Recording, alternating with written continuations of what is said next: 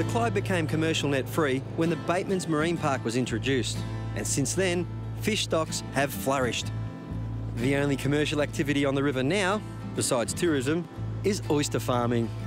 The oysters here are some of the best in the world due to the ideal conditions and water quality. I've hitched a ride with local oyster farmer John Yanaros. He was heading upstream to grab some samples. Now, we know Bream love to hang around oyster leases, but John told me that if you manage them right, these fish will work for less than minimum wage. As the oyster matures, and it's around about 3-year-old, we knock them and get them off the sticks. And a lot of times you get a lot of marine growth around the oysters. You get a lot of mussel and a little bit of congee. And that's where the Bream are our helpers. And we put them in the oyster trays. And overnight they'll go in there and feed off the oysters. The oysters are too big for them to eat, but they will eat all the mussels and clean it up. Clean them for you? Yeah, and it makes it a lot easier, the job, when we're grading them. That's unreal.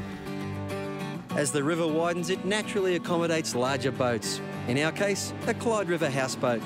And for us fishos, the variety of fish to catch increases as the river gets saltier. Time for a bit of family fun, and what better platform, a houseboat, living on the water, fish whenever you want. Beautiful. Now look at this, a running sinker rig, 3 kilo mainline, 4 kilo trace, little VMC circle hook on the end there, and the secret ingredient, a bit of carp. Look at that, juicy as. Takes pressure off the wild bait fish and puts a pest to good use. With a circle hook, just pin it through like that. Don't chock it up through there or you won't hook the fish. That's all you need. That is really tough, that skin on that carp. It won't come off, and that's what makes it such a good bait. Juicy and tough. With your cast, down current, just before it hits the water, feather it and stop it. That way the bait lays out in front of the sinker. Let it down slowly, no tangles. You can now place the rod in the rod holder, or if you want, hang on to it and feel the bites. The hardest thing to do though is resist the urge to strike. You see, circle hooks are designed to let the fish hook themselves.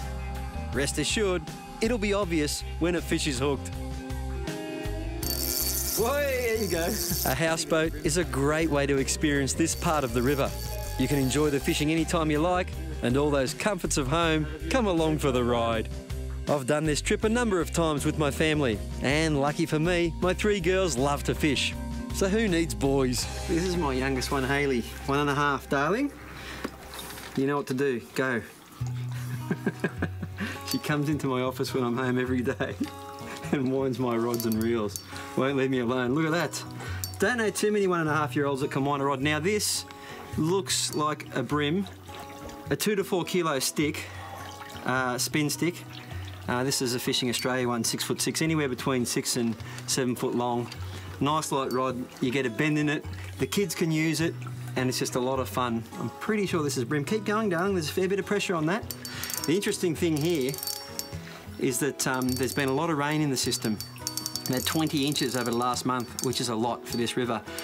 And I'm noticing this spot, fish is good usually at the bottom of the tide. Tides are very important. But in this scenario, because there's a lot of fresh, at the bottom of the low tide, the water's a little bit too... yeah, you want to see the fishy, don't you? Keep winding, darling. He's a long way off yet.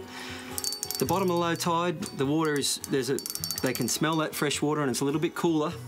Oh, this is a good Bream. And they don't like it, so... Oh, look at that. Well done, beautiful. He's hooked in the corner of the gob. I'll just pull him up. Woo! Hey, hey. That's a beautiful yellowfin Bream. Now, they like a bit of salt in their water, so this spot is actually fishing good earlier in the tide. Yeah, you like that, don't you? You like him? You want to give him a pat?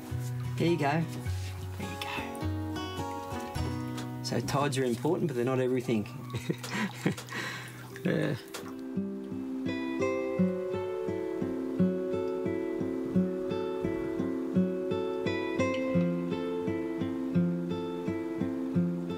As often happens, when darkness sets in, the bigger fish come out to play. Come on, darling, you just get him up there. I think this might be what we've been looking for. It's not huge, but hopefully a Jewfish. It's about the middle of the tide, so you often catch what's the smaller sized Jewfish at that time. I'm not predicting a big one, but a beautiful fight on this light combo. This is just a Bream size stick. The pink femme fatale, the girls' favourite Akuma rod, they love it, and it always seems to bring us luck. Good girl. That's the beauty of a houseboat. I mean, we're in there playing cards, we can see the rods, and just one of them goes zing and goes off. You can come out and get it. It's just great fun. Yeah, it's a Jewy. It's a Jewfish, darling. Positive ID. We haven't got him yet, though. Oh, here we go. Okay. Here we go, down, gentle.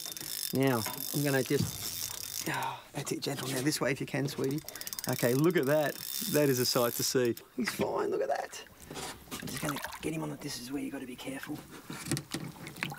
We got him. We got him. How good is that? Look at those big scales along the lateral line there. Those big shiny things. That's their ears. And Jewfish are super spooky. They're the most spookiest fish you'll ever come across. This size is just not quite big enough to keep. They taste like soap, so we're going to get him back in the water. But that is a fantastic effort. Well done, beautiful.